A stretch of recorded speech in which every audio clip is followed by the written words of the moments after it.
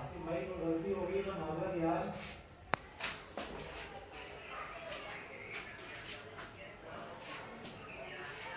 मैंने कॉल किया, आपने कॉल नहीं उठाई। मैंने कॉल की थी, आपने कॉल भी नहीं उठाई यार।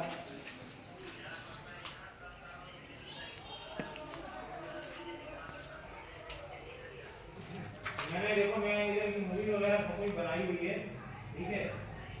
तो अभी आप बोलो तो मैं अभी आ जाता हूँ वहाँ पे आपके पास।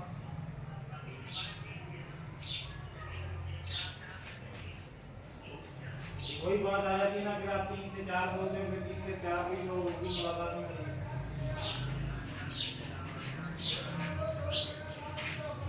यार। आज जाने की तो बात ही नहीं, मैं तो आपको मूवी दिखा रहा हूँ कि यार ये मूवी, ये मेरा काम है, ठीक है। ऐसा में मेरा ये मसला ये है कि मेरा ये यही सीज़न है, अगर ये सीज़न भी निकल जाएगा तो फिर मेरे लिए लेने का फ़ायदा क्या है।